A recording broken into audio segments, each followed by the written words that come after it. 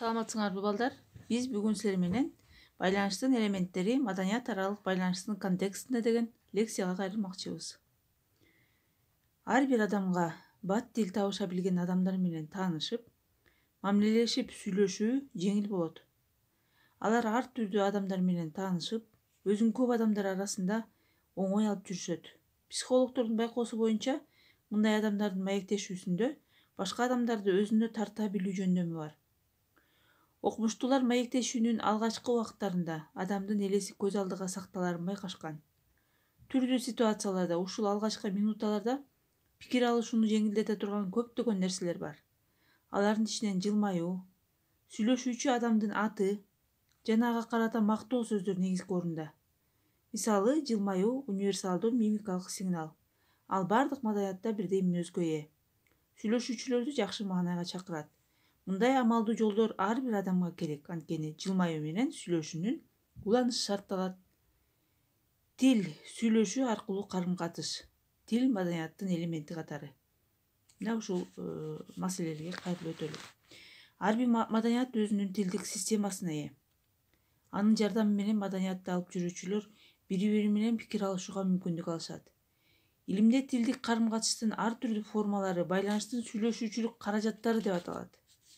Белгилүү сүйлөшүүнүн каражаттарына адамзаттын тили кирет. Тил аркылуу турмуштук негизги маалыматтарды алууга болот. Бардык эл маданияттагы тилдин маанисин баалоо оңой эмес. Культурологиялык адабияттарда тилдин мааниси төмөнгү образдуу бекемдөөлөргө туура келет. Биринчи, маданияттын күзгүсү. Мында адамды курчап турган дүйнө эле эмес, элдин менталитети, улуттун мүнөзү, традициялары, мораль, баалуулук жана нормалардын системасы. Тил маданияттын капчыгы, кампасы. Билимдер, материалдык баалуулуктар ошол эл аркылуу чогулуп, тилдик системада жашайт. Үчүнчүдө, маданиятты алып жүрүүчү бул тил деп эсептейбиз. Тилдин жардамы менен маданият укумдан тукумга, муундан муунга берилет. Андан кийин тил бул маданияттын куралы. Бул адамдын өздүгүн түзүп, тил аркылуу өз элинин менталитет традицияларын, дүйнөнүн маданий образын кабылдайт. Түрдүү илимий эмгектерде тилге түрдүү аныктамалар берилет. Бирок алар бир нерсе менен окшошот. Тил ойду айтуу, пикир алышуу каражаттарын камтыйт.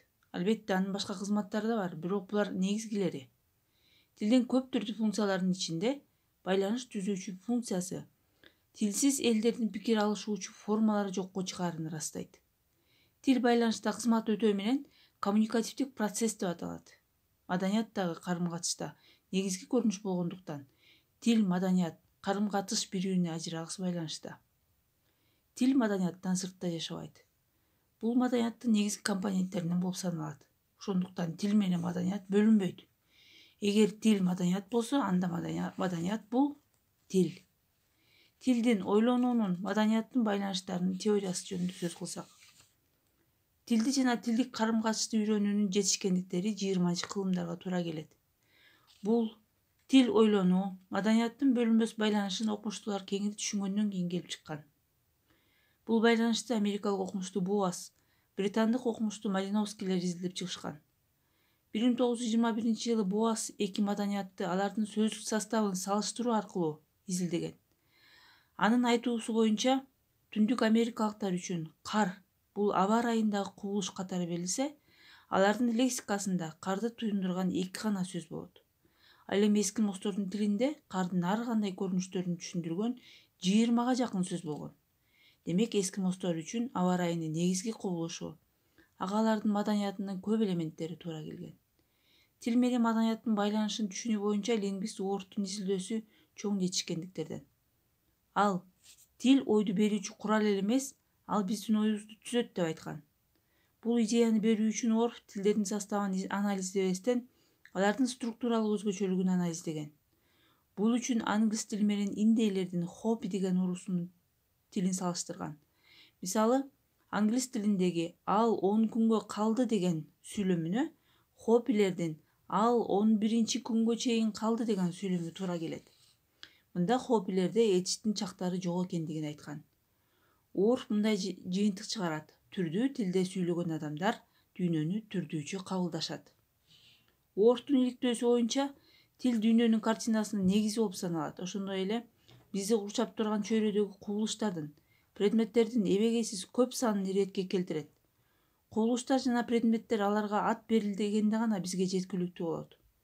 Кубулуш же предметтин аты болбосо, ал биз үчүн жокко барабар. Ат берүү менен биздин аң сезимибизде болуучу түшүнүктөр системасына жаңы түшүнүктү киргизебиз. Тил дүйнөнү жөн эле чагылдырбастан, ал биздин аң сезимибизге идеалдуу дүйнөнү киргизет. Адам дүйнөнү сүйлөгөнүнө жараша көрөт. Ошондуктан түрдүү тилде сүйлөгөн элдер дүйнөнү да түрдүчө көрө билишет. Бул теорияга ылайык реалдуу дүйнө маданияттагы тилдин өзгөчөлүгүнө жараша түзүлөт деген ойду айтсак болот. Ар бир тил бул же тигил чындыкты көрсөтүүдө өзүнүн ыкмаларына ээ.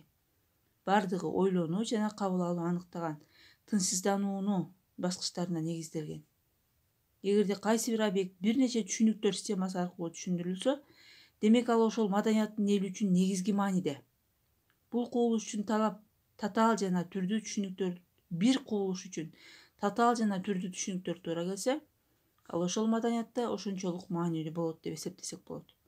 Мисалы, мурда классикалык араб тилинде төөгө анын өңүн, түсүн, сырткы көрүнүшүн, жашын, кыймыл-аракетин сүрөттөөгө карата 60тан ашык сөз колдонулса, азыр алардын көпчүлүгү тилден жоголуп кеткен.